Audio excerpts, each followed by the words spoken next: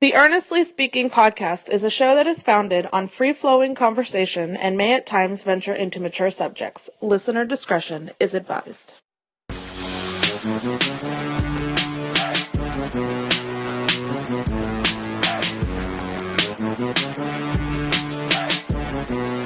Earnest Speaking podcast here coming to you on October 1st, 2020.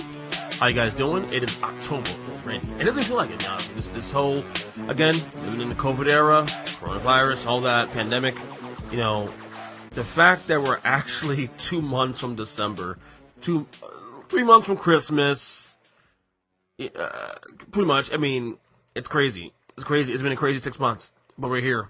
Hope you guys are doing well. Hearing this podcast, of course, on Apple Podcasts, Spotify, Stitcher Radio, Google Podcasts, and we are now officially, ladies and gentlemen, on Amazon Music. So if you have Amazon Music and you listen to podcasts through Amazon, you can catch this podcast, of course, on Amazon Music. Earnestly Podcast, just look it up. Please subscribe, leave a review on any of the platforms you do support. I do appreciate support. I love you guys for it. And we got lots of alternatives on the show today. Let's start first. Now, I had on my buddy Mark Francois, our regular, on the pod yesterday to recap the debate last night, give his point of view, and I gave some of my point of view on there too. I kind of want to go more in depth about it now too. Now that we're 2 days removed from the debate, what a shit show it was. Obviously, 2 days later, after having more time to react to it, it looks even worse. 2 days later, it's unbelievable. We are at a time now where these candidates, and I'm gonna be clear about that.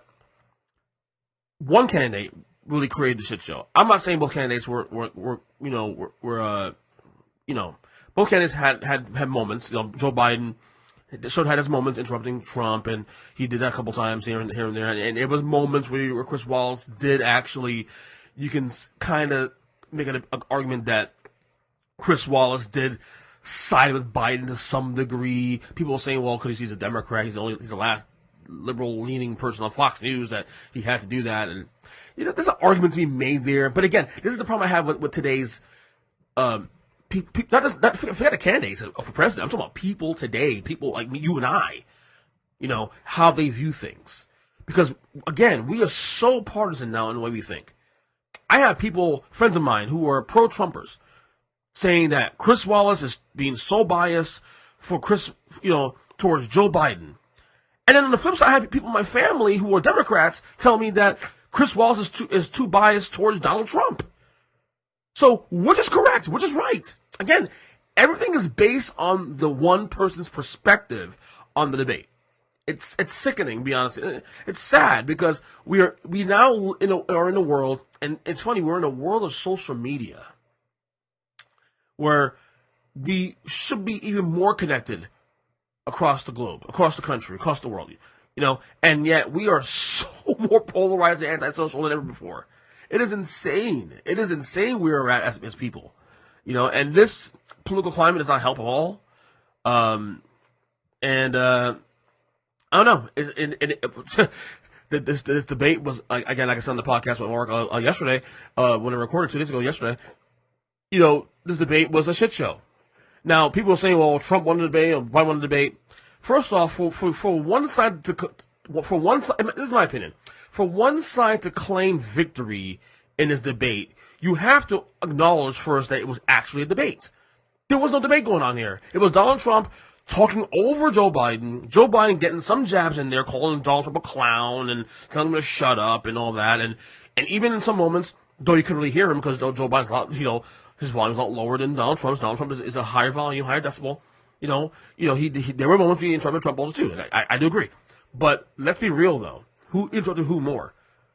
Look unbiasedly. It was Donald Trump. Donald Trump is the story of this whole debate, period, in discussion. Forget about, obviously, the not knocking out white supremacy thing. We know that's an issue, obviously. And, of course, all the lies and, all that. But Donald Trump is the story coming out of this debate. And I think, to me, and I didn't really say this much on the podcast, on the last episode with Mark, but I'll say here, I think the way Donald Trump sounded on Tuesday night was a guy who knows he's behind the polls.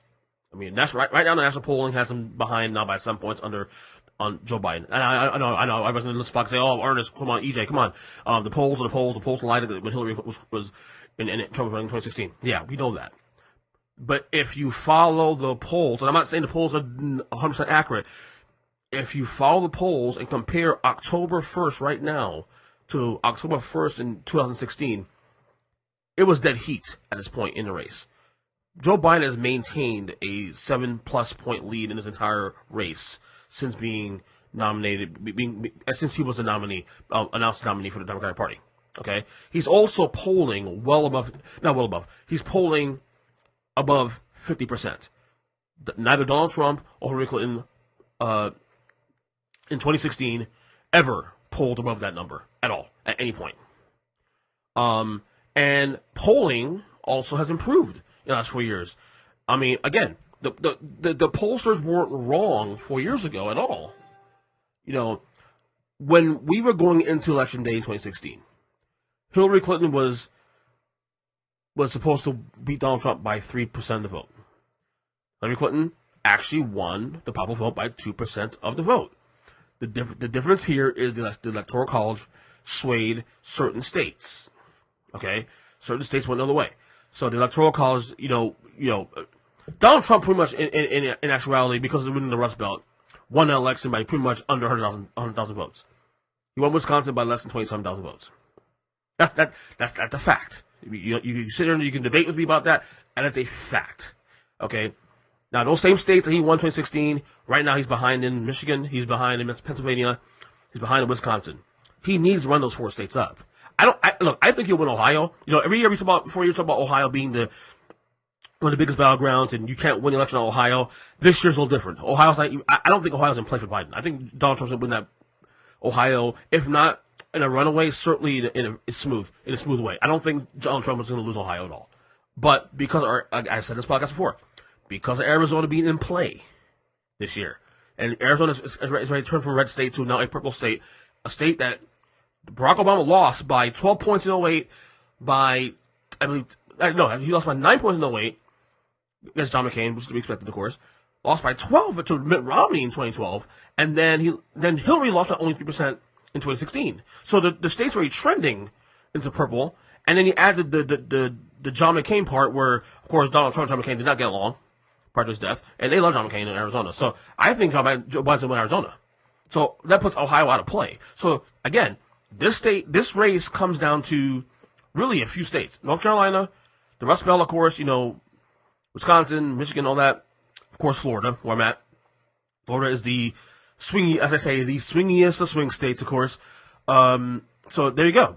Now, that's the debate and how much a shit show it is. The best way to put it, Jake Tapper and Dana Bash on CNN put this, very simple words, put the debate into the greatest contest I ever heard. Here's their thoughts quickly on the debate from Tuesday night. We'll talk about who won the debate, who lost the debate, but I can tell you one thing for sure. The American people lost tonight, because that was horrific. You just took the words out of my mouth. You used some high-minded language. I'm just going to say it like it is. That was a shit show. And, we're on cable. We can say that. Apologies for being maybe a little bit crude, but that is really the phrase that I'm getting more, from people on both sides of the aisle. And they're correct. They're absolutely correct. It was a shit show once again. So, look, I don't think this debate, obviously it wasn't a debate, but if anything, I don't see any movement, if not much movement, coming out of this first debate. And here's the worst part: there's 3 more. These guys have 3 more debates going on. It would not shock me if we have no more debates. We may get one more. Wouldn't shock me have no more debates.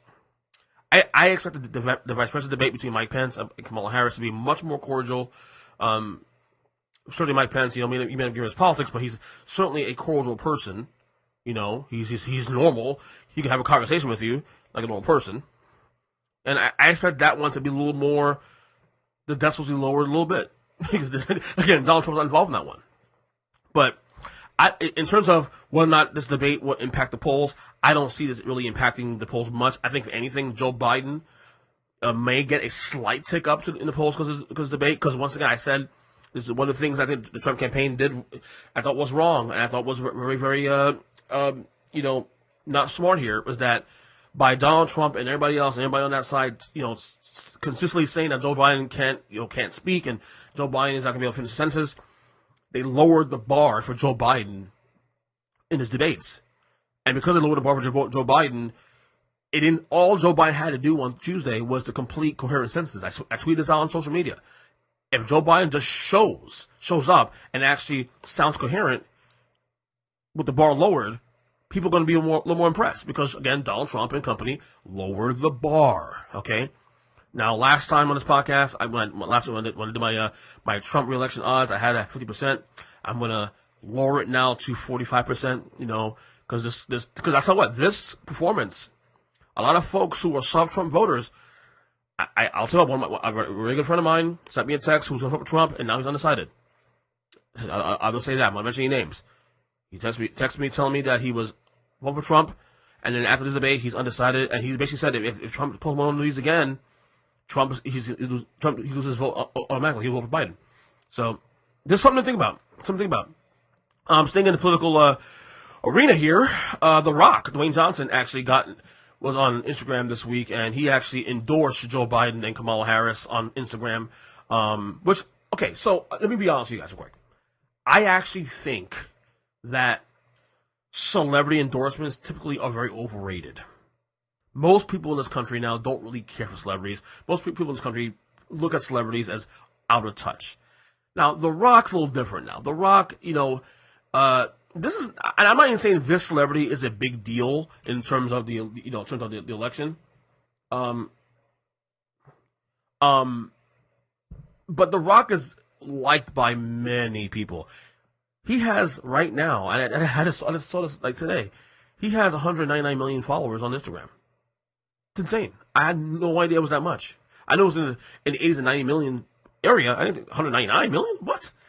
He's very popular. He is right now probably the biggest star in the country right now. Certainly biggest star in film. I think he's the most popular celebrity in the world right now, or at least in the country. And it's been known for years that The Rock was actually a registered Republican. I followed The Rock since the late 90s, being, of course, a big pro wrestling fan. By the way, if you like pro wrestling, check out my podcast. Podcast Take Wrestling on the same, podcast characters I said earlier in the show about this one. Same ones. But The Rock never actually ever endorsed a president ever. Even as someone who was pretty well, I'll say well known, but he was a known Republican. Now, he did speak at George Bush's, at the Republican convention for George Bush at 2000. But beyond that, we've never seen The Rock, Dwayne Johnson, ever endorse a candidate. Never endorse Bush publicly, actually. Although speaking at the convention, maybe you can say that was as good as an endorsement. Never endorsed Barack Obama. Never endorsed Hillary Clinton or Donald Trump or Mitt Romney, anybody of the sort, or John Kerry. So the fact that The Rock actually came out and endorsed, Joe Biden and Kamala Harris is a big deal in a sense that for him, I always talk about intersex, not sex, but intersex. In other words, SECTS. Okay, where no matter how divisive you are with people, or hard divided with people on politics, whatever it may be, there are certain things that people can agree on. Certain people or fan bases, whatever, people can, share common ground. Sports is one of those places, certain music artists, if you enjoy those places. The Rock is one of the, I include The Rock also as someone that many people on both sides of the aisle, Trump fans, liberals, conservatives, all respect, The Rock. But I went on his Instagram after he made his announcement, and that same post he did on Sunday, and boy, I tell you, just a lot. It was very, very polarized. Lots of folks on the right very disappointed in The Rock for doing what he did. Again, they're right to speak on that, but it's kind of comical in the sense that you talk about free speech and whatnot, and here's The Rock, giving his speaking his mind. This is what he believes. This is who he's going to vote for, and people are pissed about that. This is something to think about in terms of free speech and all that jazz. But yeah, I am surprised. The Rock will put his name out, his neck out like that because, the country's divided 50-50 pretty much. And The Rock risks, by him doing this, The Rock risks actually his That's career, because he still have a career, but you risk losing people that supports him. I don't know, it will stick, of course, but, why? If I'm a celebrity, I wouldn't want to be associated with any candidate or any party right now, to be honest with you, because it's too polarized. Especially somebody that's as popular as The Rock, who has people from both ends in large numbers that support him. So very gutsy for The Rock to do this and really stick his neck out and endorse someone in Joe Biden, Because the thing is, too, also, if The Rock actually endorsed Donald Trump for some reason, it'd be the same thing on the left. The people on the left would be pissed off. Probably more so than the right, in my opinion. But that's just me. But yeah, what a crazy week in politics, man. What a crazy week in politics. So we are one game now into the NBA Finals. My Miami Heat are in there against the Los Angeles Lakers. And we already down. The Heat already down 1-0. And this series is probably gonna be over. I mean, I already picked the Lakers win in 6 games anyway, to be honest with you, so it's not like a surprise here. But the way the series is forming with the Heat, with the injuries now, with the Goran Dragic is with a torn plantar fasciitis, he might be out for the series. Bam Adebayo. So both guys right now are doubtful for Game 2. Game 2 is actually when this podcast comes out, it'll be tonight, so on Friday. Both guys are doubtful to play Game 2. So right off the bat, the Heat are in trouble. They were down 1-0 in the ball, and they have two of the best players possibly not playing for Game 2. And again, it's unfair in a sense because the injuries. But Pat Riley and Expo, they're not gonna make excuses for this. This is the Heat culture. They're not gonna sit there and whine and cry about injuries. It is what it is. This is what happens. Injuries could happen. It happens many times in the championship where players get lost. Having LeBron in 2015 against the Warriors when he lost Kyrie Irving for the rest of the series back in 2015. It happens. It does happen at times. Next man up. But yeah, this series is already over, dude. It's a matter now of how many games it goes. In my opinion, it's a matter of who wins the Finals MVP. I think AD will be MVP because right now they have no answer for him. I told folks already. I said on this podcast, I think 2 episodes ago, that LeBron doesn't scare me in the series. It's AD it does, and they have no answer for AD. And if Bam's not playing the series, then who's going to stop AD? The Heat are already thin in the middle. Okay, they just got thinner now, so you might probably see a lot more Myers Leonard, which God bless Myers Leonard, but he's not going to stop AD. Come on, AD's unstoppable. In terms of the series, especially, I really am tired of talking about LeBron's legacy. Honestly. I mean, this series is kind of a win-win for me anyway because I love LeBron James, but I also don't, I'm done talking about the LeBron Jordan thing. Jordan's number 1 still on my list, and people ask me why is Jordan number 1? It's simple. Michael Jordan does not have a performance like LeBron had in 2011 in the finals. Every series that Michael Jordan even lost in the playoffs, he never not showed up. 2011 finals is still a big asterisk, a big, load or negative on LeBron James. Sorry. I've been saying it for years.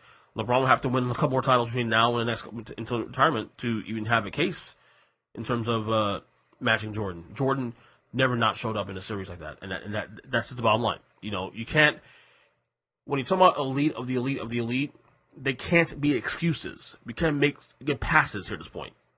Just saying. And I'm somebody who loves LeBron James. And in fact, loves LeBron James more than Michael Jordan.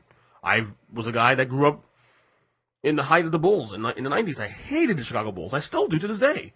Hated Michael Jordan. But understood that guy showed up every night, win or lose, cleared the barrel of his gun when he played. 2011 finals, LeBron did not show up. And whatever excuse may be, whatever distractions we had on the court, it doesn't matter. It happened. Bottom line. So, I had Lakers in 6 originally. Probably win the series down 5, if not a sweep. Jimmy Butler did say today at his press conference that they'll show up. I think the Heat will show up on Game 2. I think they'll play hard because that is what they do. You won't see another Game 1 performance like that. In other words, them not showing up and just getting outclassed like that. But they're undermanned now, and the Lakers had the full advantage now. There's no way. I just don't see any avenue to the Heat win this series. Just don't. And I say as a Heat fan of 31 years, love them, but this is the reality. But in any case, the Heat are playing house money anyway. They've been playing house money since the Milwaukee series, honestly. So, I guess, like I said, things happen. It's okay, Hopefully the Heat stick competitive and keep the series interesting, but I just don't see that happening at this point. Other NBA stuff that went on this week. We were on a podcast on Market yesterday, too, the last episode. Doc Rivers has gotten fired from the Clippers about not even 24 hours before that episode, and already he has a job. Doc Rivers now in Philly. I'm a little stunned, maybe because of the speed it happened, because we were hearing over the weekend that Mike D'Antoni and Ty Lue were the finalists for the job, and Mike D'Antoni was pretty much 80% sure Mike D'Antoni was going to be the guy for Philly. And then Doc gets fired on Monday or Tuesday, and then next thing you know, Doc Rivers is watching Game 1 with the Sixers brass, and now he has a job. Now, I've been critical of Doc Rivers, of course, the last couple of years. I was a guy early on that thought Doc was one of the best coaches in basketball. He's certainly top 10 in the league, if you want to put it that way. But I think I remember wrote a blog about this on my website back in 2017, and I reshared that blog actually recently, following the firing of Doc Rivers from LA, about how he's overrated because of these really high-level teams he's had over the course of his career, especially in the last 12 years, with Boston and with the Clippers, and them not meeting expectations. And this guy has been pretty much living on this 2008 title with the Boston Celtics for a long time now. A lot of leash for that. A 12-year leash now. And he's had some collapses with these teams. I'm not saying Doc Rivers is not a good coach. He's a really good coach, actually. I've put him in the top 10. But in terms of, is he the upper echelon coaches? I push back on that now, because you got to get the job done. The fact that this Clippers team, this one, as well as even some of the early ones in the mid-aughts, with Blake Griffin and Chris Paul and DeAndre Jordan and others, didn't even get to a conference final. I'm not talking about NBA finals. I'm talking about conference finals, and not getting there. That's the criticism I have with Doc Rivers more than anything else. Is him not getting to that point. And again, he's at the top level. We can sit there and say, "Oh, Golden State Warriors, and what they did in the odds, and San Antonio Spurs are great, of course, and all that." And you said that too, but not even one conference final, not one. Especially when it's one in the 1 year in 2015 where they actually beat San Antonio, the defending champions, and then melted against the Rockets. That's on coaching, and he's done this many times over. So I mean, is he deserving the job? Of course, he's deserving the job. Certainly. He'll turn Philly around. I don't know. I don't have a strong feeling about this hire, honestly, because I think the Sixers right now are a mess themselves. I think it's the breaking news here, actually. The President of the United States, actually, my mom sent me a text saying that President Trump tested positive for coronavirus. Let me see this real quick. Let me see real quick. We'll go on Twitter real quick. This is on live radio. This is crazy. Let's see. This is true. I think, no, maybe he didn't. Well, he's quarantined. Okay, no. The president's quarantined right now. He's quarantined right now. Okay, so the president of the United States is quarantined. Him and Melania quarantined because Hope Hicks, one of his advisors, tested positive this morning, or this afternoon, whatever they tested for coronavirus. Crazy times. Woo! Crazy times. Look, I know Trump is polarizing, and I get all that, but prayers to his family. Prayers to him, obviously. But anyway, back to Doc Rivers. Yeah. I don't know. This Sixers team really is, I don't see Ben Simmons and Joel Embiid lasting long, together, another year or two. Now, maybe Doc can fix that. I don't know. Doc is good with meddling egos, but, I don't know. Joel Embiid's a little different. And Ben Simmons is, a little different himself, too. So, I don't know. It'll be an interesting situation next year, next coming years with Doc. I know it's a 5-year deal he got, so we'll see where it goes. But, yeah, Doc Rivers now officially the coach of the Philadelphia 76ers. Okay, let's get down to our picks for Week 4 of the NFL. Last week I went 9-7.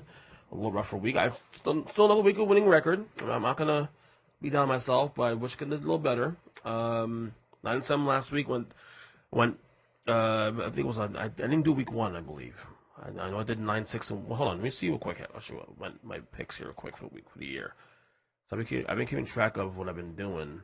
Went 9-6-1 week 1. Went 10-6 week 2, and last week went 9-7. So let's see how week 4 does. Still winning records, still winning ways, still making some money, hopefully. This is my one way to keep up with the NFL. I like I said, this year I wasn't able to do as much, detailed podcasts in the same way I've done in the last 9 years. I want to diversify this a little more, because my window to record now is much smaller now.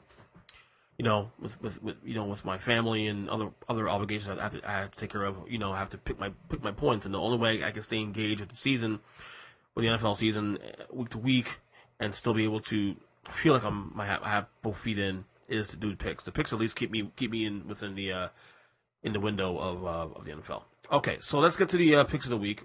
Right now, the Jets and the Broncos are playing. I have not watched 1 second of this game. Right now, this game's about to be over now. The Broncos are up 37-28 right now, late in the fourth quarter. I had this game actually. Let me check real quick, make sure. I had this game as the over, and I got the over easily in this one, so I'm 1-0 already. And the over was 42 points. The Jets were favored by 1 point. Adam Gase, if this score holds, of course, which I believe it will hold, Adam Gase will probably get fired. He's definitely on the hot seat. We'll see how that works out. The Broncos will probably get the first one in the year, barring any changes of the score, but I don't see anything changing at this point. 2-score lead, and I believe, whose ball is it now?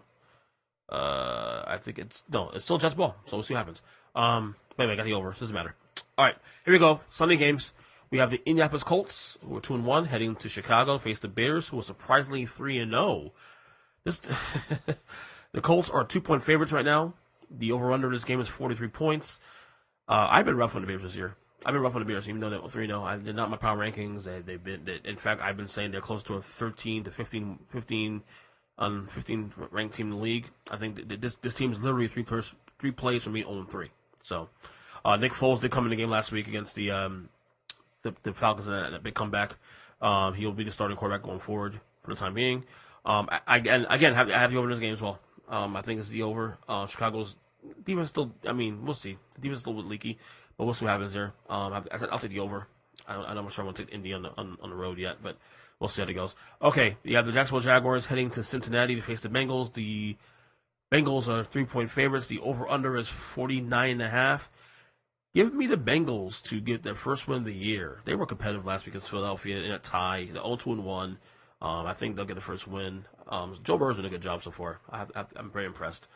The Cleveland Browns heading to Dallas to face the Cowboys. The Browns, who are 2-1. The Cowboys 1-2. The Cowboys are 4.5-point favorites. The over/under is 56 points. Cowboys are 1-2, but they've been playing some decent football, I think. And when you add the fact that division, the NFC East, is terrible, the Cowboys, this division is for them to lose. Giants are out. Washington's going to be out. Philadelphia is still struggling. They're probably the only team that I could see maybe competing with them at this point. I'm taking the under this game, though. I'm not taking under this game. All right. The New Orleans Saints head to Detroit to face the Lions. The Saints right now are 4-point favorites. The over/under is 54 points. I think Michael Thomas is back this week for the Saints. This is going to be big.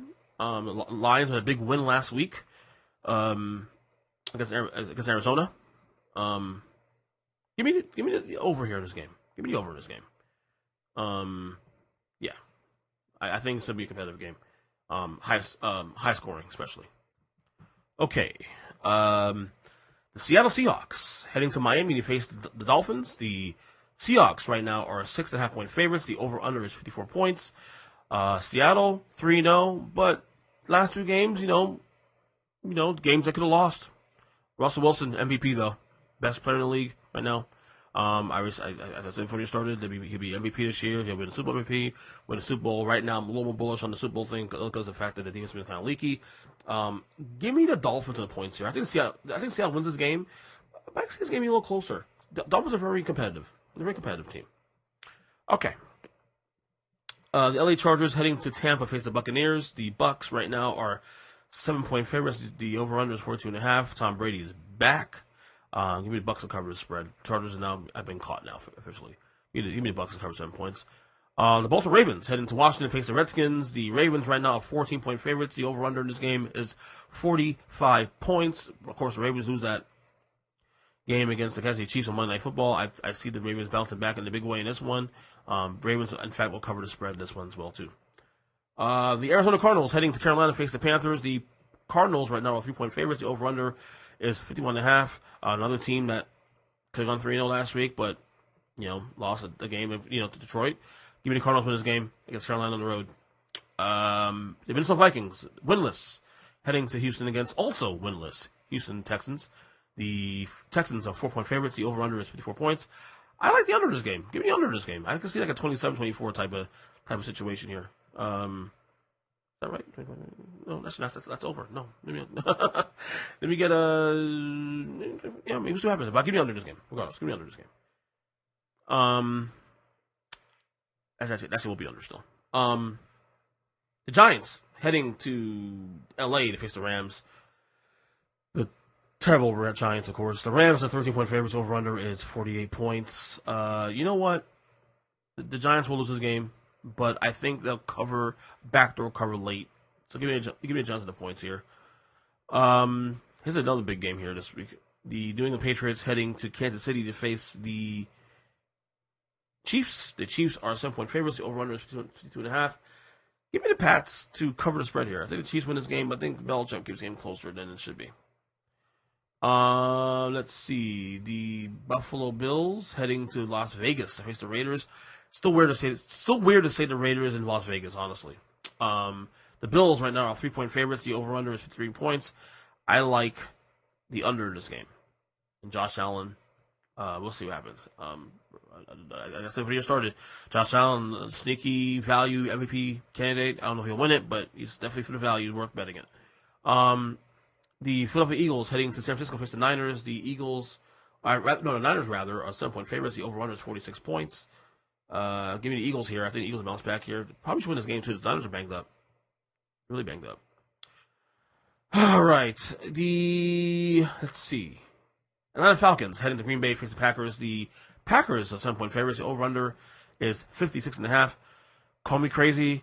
Give me the Falcons this game. I can see this is so crazy because the Falcons are 0-3, but they've 2 games they should have won, Dallas and last week Chicago. Give me the Falcons here, man. I maybe even win this game, but I definitely need to cover the spread here.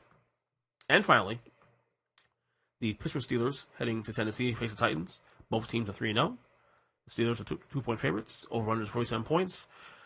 This is a tough one. You know what? I'll take the over this game. Give me the over this game. I don't know why. I should say under, but give me the over this game anyway.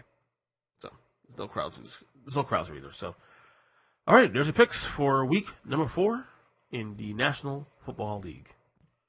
Finally, before I go, I wanted to talk about something real quick. It's really sad story happened. I heard today. It's been over social media. Chrissy Tegien, who's also the wife of John Legend. Now, you guys know I'm not really a big fan of theirs, especially John Legend, not a fan of his music and all that. I've been pretty critical of them for certain things they say publicly, whatever, and that's an opinion, of course. But I wasn't unaware that they were actually having another child, or expecting to have another child. This morning we got the word, according to her Instagram, and she announced on her Instagram that that she miscarried on her child, on her son. Which is very sad, obviously. No matter what opinions you may have of people or person, you still want to show empathy and whatnot. And when I saw that story, I was heartbroken, obviously. As a father of 2 boys, couldn't imagine me and my wife going through something like that. I'm so blessed that we're done having kids. That's the plan. And we have our 2 boys. They both came out healthy. We had, a little hiccup with our first one in the hospital one time, but it was relatively easy the rest of the way. But I can imagine going through something like this. I can imagine, it's got to be emotionally scarring and traumatizing. And a lot of the criticism also about them and her sharing this, pictures of them in the hospital, and sharing this news with the public. And, obviously people, and social media is a farm for this, obviously, trolls and whatever, people, because there's a lot of people who just don't like them. I'm not a fan of this myself, but I would never go so far as to, sit there and critique them. Now, I'm not going to lie to you. My initial quick thought when I saw her posting this on social media was like, oh, gee, why would you want to put your personal stuff out there? Because of the risk of people coming at you with like this and with criticism, whatever. And that's her right to do that. And there are people who are public who are critical of her for doing this. But but in sitting and thinking about it, and this is why it's important to, especially some of these controversial as this, if you're gonna critique someone, make sure you sit and make sure you know what you're saying, and make sure you're saying that make sure what you're saying is productive. That's why I didn't say a word on publicly about this. I had a chance to sit in my thoughts today, and then I'll talk about it here on this podcast. Would I have done this? Honestly, like in the same way they've done it, no. I might have waited a couple of days before I said something to my public about my child being gone, miscarried. But again, that's not me. They have the right to do whatever they want. It's their lives. And it kind of sickens me that people don't have enough empathy, regardless of where you stand politically and how you feel about them personally. To show no empathy to this family. And I'm not a John Legend fan at all. I've been very critical of him in this podcast many times over. This is the podcast I did with my sister back in April, and we had a whole segment on John Legend, and her and I went at it, But at the same time, they're human beings in the day. They're human beings. And, I just wish people would show more empathy, So my last prayers, go to John and Chrissy and their family. And hopefully things will get better as time moves on. I mean, again, I lost my child. I mean, even though it was not born yet, it was miscarried. Still, it's got to be traumatic. And I'm as, you don't want I wouldn't wish it on my worst enemies, honestly. So, hate to end the show there on a somber note, but that's it for this podcast for October 1st. Well, technically now as I'm finished recording at midnight, it's October 2nd, 2020. Again, this podcast you can find on any podcast platform on iTunes, Apple Podcasts. I keep saying iTunes. It's not iTunes anymore. It's Apple Podcasts. Apple Podcasts, Spotify, Stitcher Radio, Google Podcasts, and like I said earlier, we are now officially on Amazon Music, which hosts podcasts there as well. And till then, we'll talk soon. Later.